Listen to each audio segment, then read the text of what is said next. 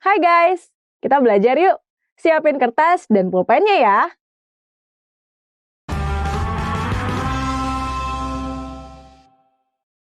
Hai guys, masih ingat kan kalau derivat epidermis itu ada macam-macam? Mulai dari stomata, trikoma, emergensia, spina, sel kipas, sel kersik, filamen, dan litokis. Kita udah bahas stomata nih, berarti sekarang kita bakalan mempelajari tentang trikoma. Trikoma berasal dari bahasa Yunani yang artinya rambut. Jadi trikoma merupakan juluran sel-sel epidermis yang bentuknya seperti rambut. Umumnya ditemukan pada bagian daun dan batang. Untuk karakteristiknya, trikoma bisa bersifat tunggal atau hanya tersusun atas satu sel, dan dapat juga bersifat multiseluler atau tersusun atas banyak sel. Terus, bentuknya itu bisa bercabang, dan ada juga yang nggak bercabang. Dinding sel dari trikoma ini umumnya berupa selulosa, dan sebagian besar mengalami penebalan.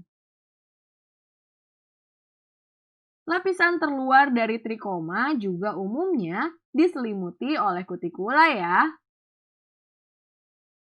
Untuk itu, trikoma juga berperan dalam pertahanan laju transpirasi ya.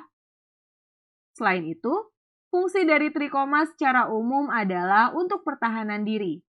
Bisa dari serangga ataupun hewan herbivora lainnya. Trikoma dapat menghambat adanya kontak langsung antara hewan-hewan tersebut dengan organ tumbuhan seperti daun.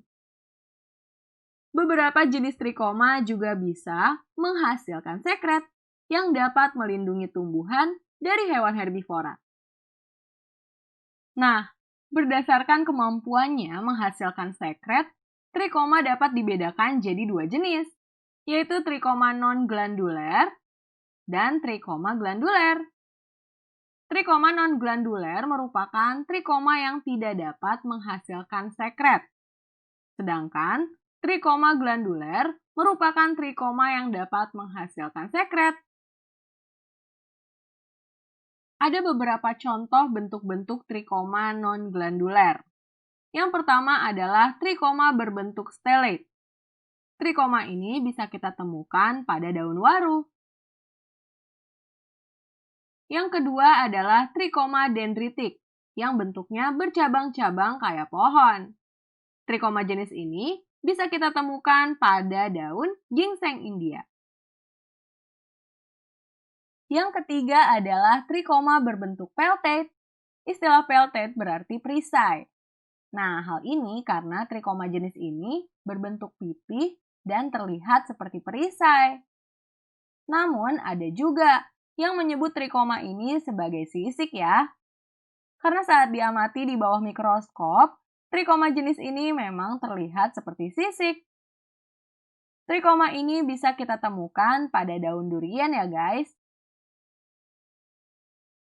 Yang keempat adalah trikoma berbentuk filiform atau seperti filamen. Jenis trikoma ini dapat ditemukan pada daun alpukat dan daun murbei. Oh ya guys, ada lagi nih, derivat epidermis yang bentuknya mirip dengan trikoma, yaitu rambut akar.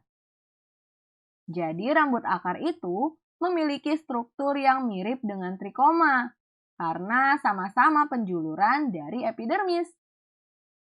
Fungsi dari rambut akar ini beda ya sama trikoma pada umumnya, yaitu untuk membantu penyerapan air dan mineral.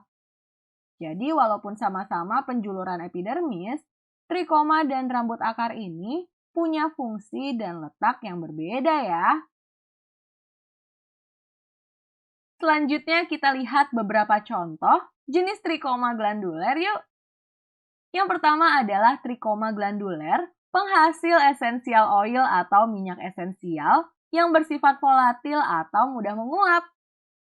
Karena bersifat volatil, aroma minyak yang dihasilkan bisa tercium ya. Nah, Trikoma jenis ini dapat dengan mudah kita temukan pada tumbuhan lavender dan peppermint. Yang kedua adalah Trikoma glandular, penghasil nektar. Trikoma ini dapat bersifat tunggal maupun multiseluler dan akan menghasilkan nektar dalam bentuk tetesan. Tetesan nektar tersebut akan terakumulasi pada bagian dasar mahkota bunga. Oleh karena itu, trikoma ini dapat ditemukan pada bagian mahkota bunga di beberapa tumbuhan tertentu. Contohnya adalah bunga dari famili Bignoniaceae. Yang ketiga adalah Trikoma hidatoda yang memiliki kemampuan untuk sekresi air secara aktif. Trikoma ini dapat ditemukan pada tanaman Rhinanthus atau Yellow Rattle. Yang keempat adalah Trikoma sekresi garam. Trikoma ini mensekresikan garam mineral dalam bentuk cairan. Tumbuhan yang memiliki trikoma jenis ini biasanya hidup di lingkungan dengan kadar garam yang tinggi, seperti mangrove. Yang kelima adalah trikoma rambut sengat atau stinging hair. Trikoma ini dapat menghasilkan senyawa yang dapat menyebabkan mati rasa ketika tersentuh. Fungsi dari trikoma ini adalah untuk melindungi tumbuhan dari hewan herbivora. Trikoma rambut sengat dapat kita temukan pada tumbuhan Urtica ferox ya. Oke, kalau udah lebih paham, coba yuk jawab soal ini. Trikoma yang berperan dalam menghasilkan sekret untuk melindungi tumbuhan dari herbivora merupakan peran dari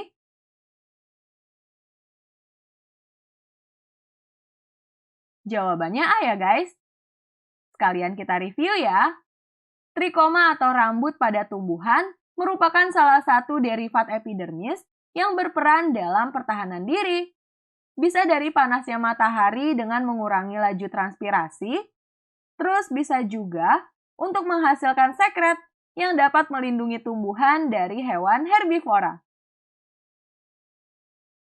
Berdasarkan kemampuannya menghasilkan sekret, trikoma dapat dibedakan menjadi dua jenis, yaitu trikoma non-glandular yang tidak dapat menghasilkan sekret, dan trikoma glandular yang dapat menghasilkan sekret.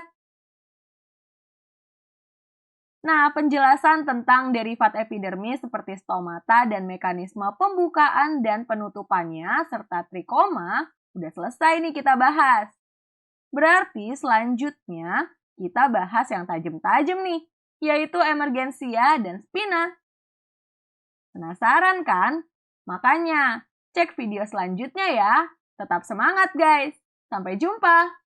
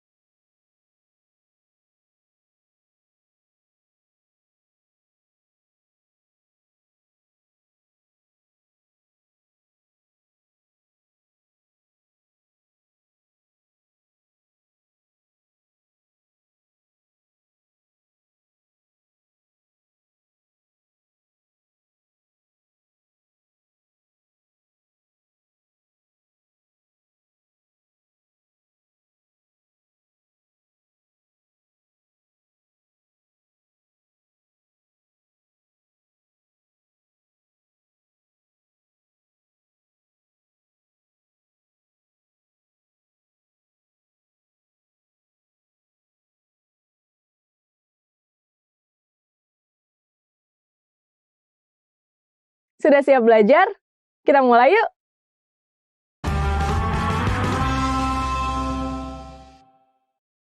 Halo guys, pastinya masih ingat dong kalau derivat epidermis itu ada macam-macam ya. Mulai dari stomata sampai litokis.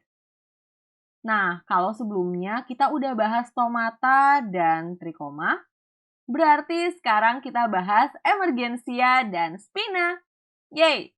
Kita cari tahu satu-satu yuk.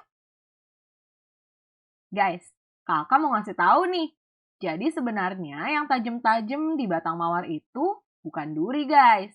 tapi emergensia.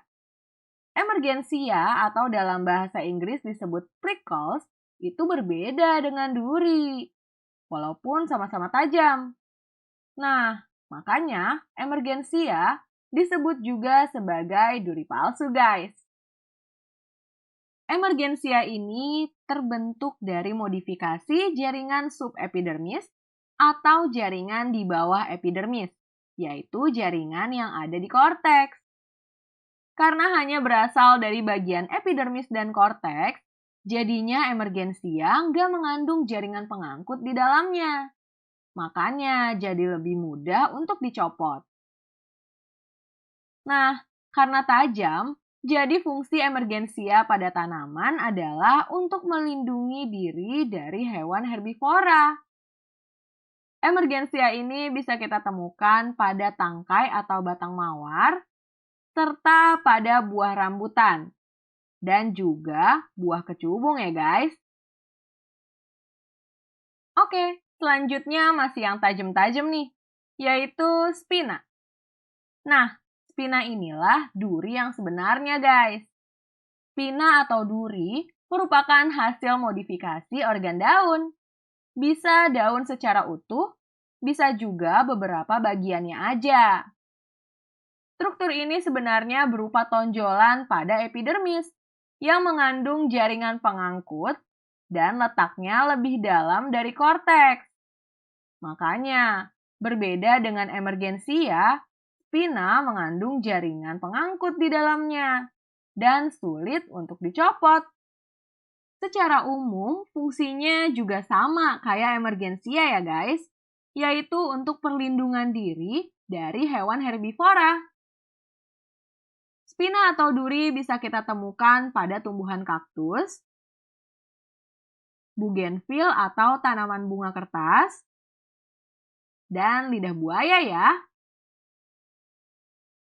Tapi beberapa duri ternyata bisa punya fungsi lain loh. Misalnya duri pada kaktus saguaro yang juga merupakan modifikasi daun. Jadi spina pada kaktus saguaro ini merupakan daun yang termodifikasi menyerupai jarum agar dapat mengurangi transpirasi. Kita tahu ya kalau kaktus itu biasanya hidup di daerah yang panas dan kering. Kalau daunnya lebar, maka transpirasi akan sering terjadi. Nanti tanamannya bisa kekeringan.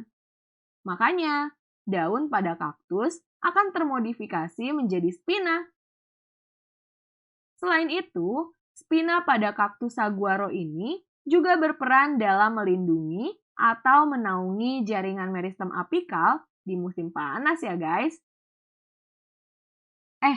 Ngomong-ngomong soal duri, kalian tahu nggak sih, di batang tumbuhan jeruk juga ada semacam duri yang disebut dengan thorn. Thorn adalah hasil modifikasi dari batang dan biasanya terletak di aksiler tumbuhan di mana cabang biasa tumbuh. Dari sini jadi udah tahu ya bedanya antara spina dan thorn. Kalau spina adalah hasil modifikasi dari daun, sedangkan thorn adalah hasil modifikasi dari batang. Tapi keduanya masih sama-sama dianggap sebagai duri ya guys.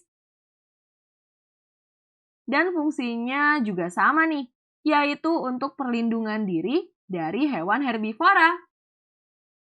Oh iya, selain di tumbuhan jeruk, thorn bisa juga kita temukan di tumbuhan akasia loh guys. Oke, sekarang jawab soal ini yuk. Modifikasi epidermis pada tanaman lidah buaya adalah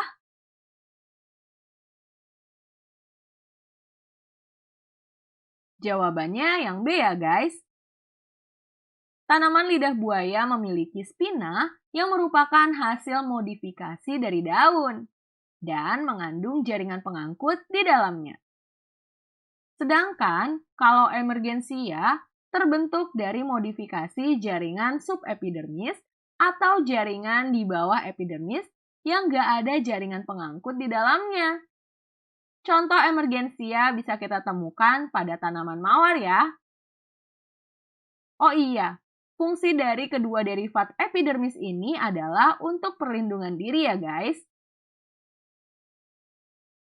Nah, kita udah bahas derivat epidermis nih, mulai dari stomata sampai spina. Berarti selanjutnya adalah sel kipas dan sel kersik. Kayak gimana ya penjelasannya? Cek video selanjutnya ya. Tetap semangat!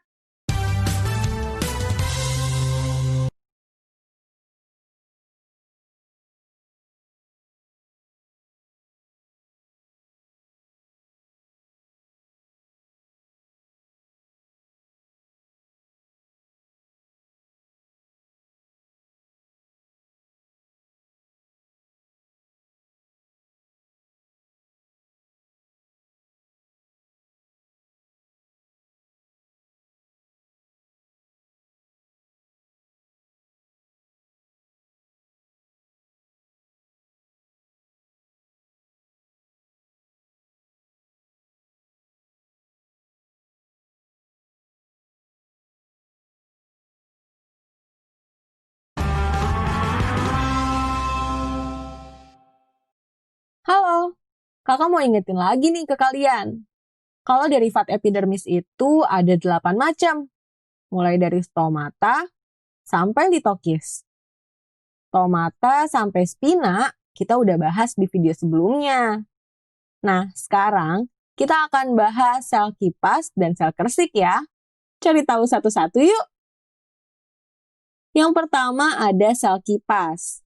Sel kipas atau bulliform cells merupakan bentuk modifikasi sel epidermis yang berperan dalam melindungi tumbuhan dari kekeringan. Contohnya pada potongan melintang daun rumput berikut. Sel kipas ini berukuran besar dan berbentuk seperti gelembung atau bubble. Selnya memiliki vakuola yang besar, dinding sel yang tipis, dan tidak berkloroplas. Karena merupakan bagian dari jaringan epidermis, permukaan sel kipas juga bisa diselubungi oleh kutikula ya. Cara kerja dari sel kipas ini gimana ya? Simak baik-baik ya guys. Jadi saat kondisi lingkungan kering, sitoplasma sel kipas itu akan ikut kehilangan air. Sehingga sel kipas akan mengempis. Mengempisnya sel kipas ini bikin daun jadi tergulung seperti ini. Daun yang tergulung memiliki lebih sedikit permukaan yang terkena sinar matahari. Sehingga laju transpirasi atau penguapan pada tumbuhan dapat berkurang. Dengan ini, tumbuhan bisa meminimalisir jumlah air yang menguap atau lepas ke lingkungan. Jadinya, tumbuhan dapat terlindungi dari kekeringan deh. Kalau di lingkungan itu airnya cukup, sel kipas akan mengembang lagi, dan daun akan kembali ke bentuk semula, sehingga daun akan membuka. Nah, karena sel kipas bisa menggerakkan daun, makanya sel kipas juga disebut sebagai motor sel. Sel kipas ini cuma bisa kita temukan pada tumbuhan monokotil aja ya guys.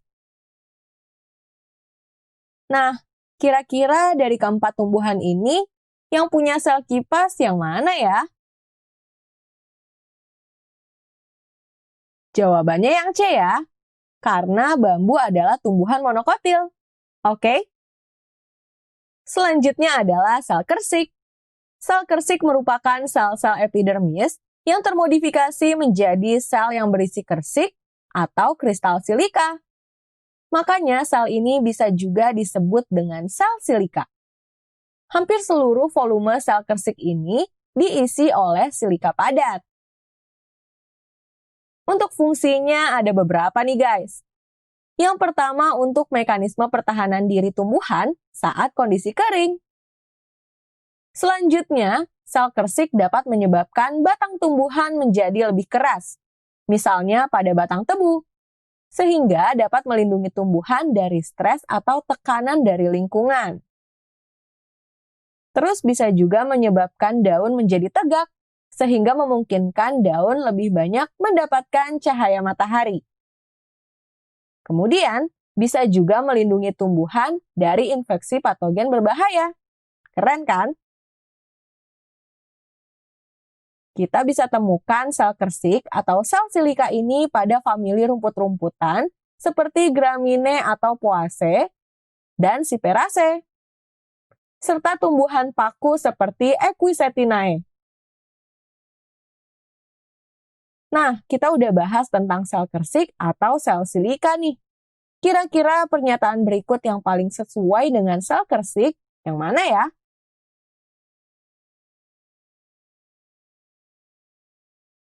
Oke, jawabannya C ya guys. Yeay, waktunya review. Jadi epidermis pada tumbuhan dapat termodifikasi menjadi sel kipas dan juga sel kersik ya guys. Sel kipas atau bulliform cell merupakan bentuk modifikasi sel epidermis yang berperan dalam melindungi tumbuhan dari kekeringan. Sedangkan sel kersik merupakan sel-sel epidermis yang termodifikasi menjadi sel yang berisi kersik atau kristal silika, yang berperan dalam pertahanan diri pada tumbuhan. Oke, kita udah bahas derivat epidermis, mulai dari stomata sampai sel kersik nih. Selanjutnya yang terakhir bakalan kita bahas adalah filamen dan litokis guys.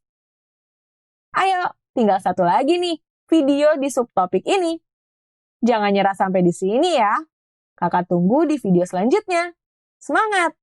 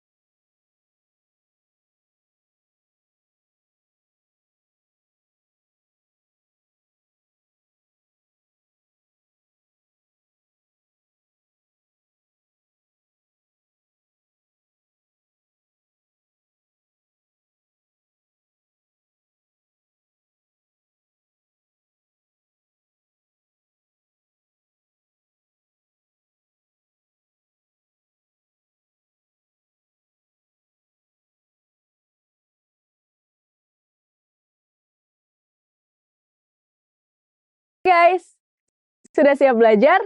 Kita mulai yuk!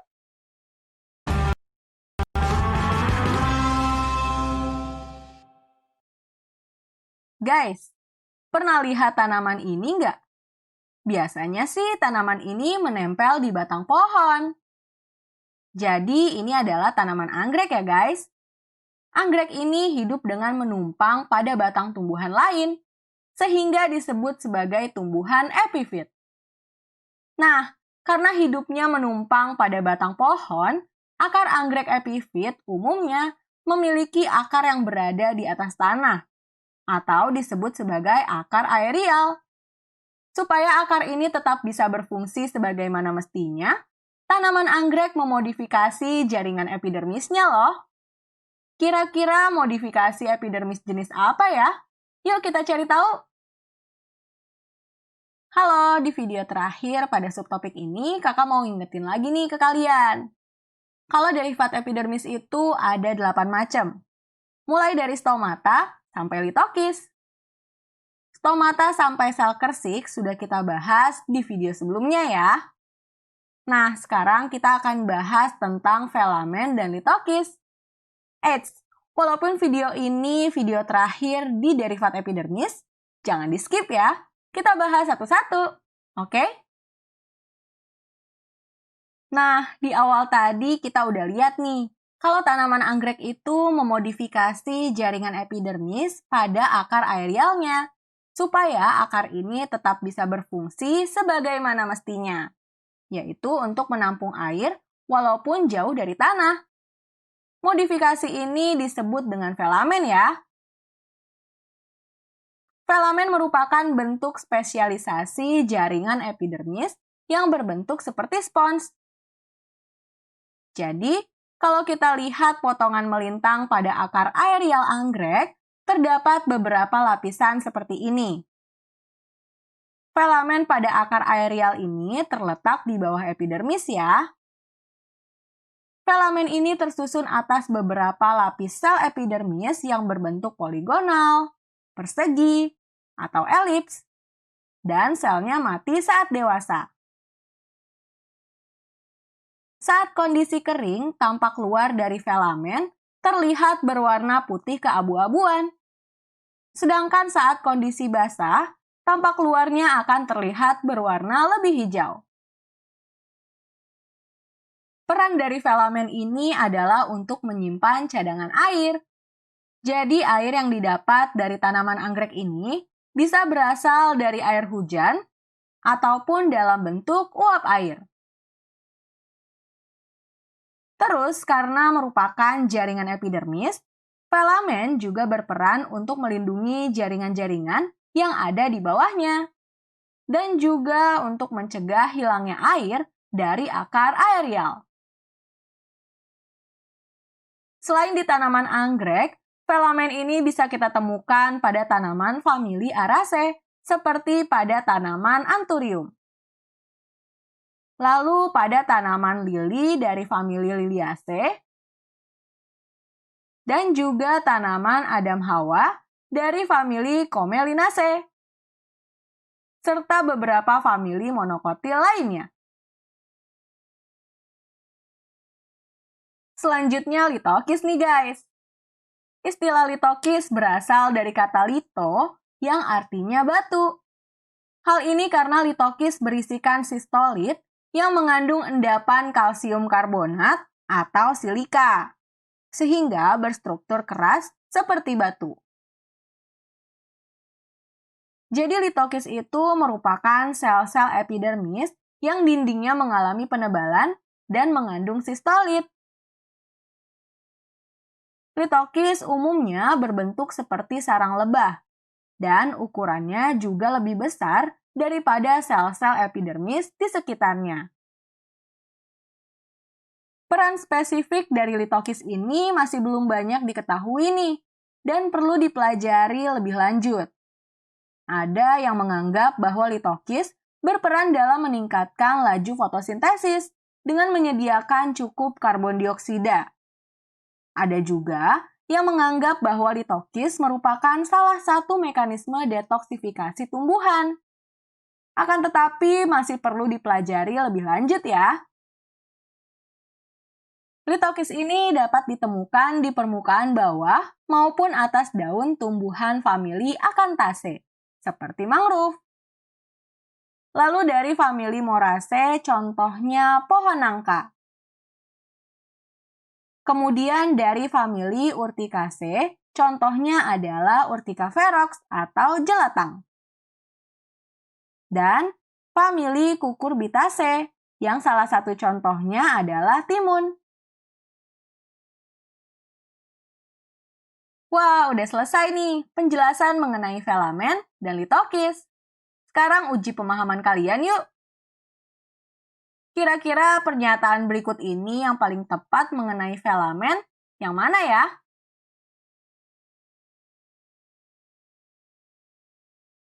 Jawabannya C ya. Sekalian kita review ya guys. Filamen merupakan bentuk spesialisasi jaringan epidermis yang berbentuk seperti spons, yang fungsinya untuk menyimpan cadangan air dan melindungi jaringan yang ada di bawahnya dari kekeringan. Filamen bisa kita temukan pada famili Orchidaceae, Araceae, Liliaceae, dan Commelinaceae. Sedangkan kalau litokis adalah sel-sel epidermis yang dindingnya mengalami penebalan dan mengandung sistolit yang berisi kalsium karbonat atau silika. Untuk fungsinya masih dipelajari lebih lanjut ya. Litokis bisa ditemukan pada famili Acanthaceae, Moraceae, Urticaceae, dan cucurbitaceae. Yeay, udah selesai semua nih pembahasan kita tentang derivat epidermis. Mulai dari stomata sampai litokis. Seru kan? Kalau udah selesai, berarti kita lanjut bahas jenis jaringan dewasa selanjutnya nih, yaitu jaringan dasar dan jaringan penyokong. Bedanya jaringan dasar dan jaringan penyokong apa ya? Kan sama-sama ngisi bagian organ tumbuhan. Penasaran kan? Cari tahu di video selanjutnya ya. Tetap semangat guys!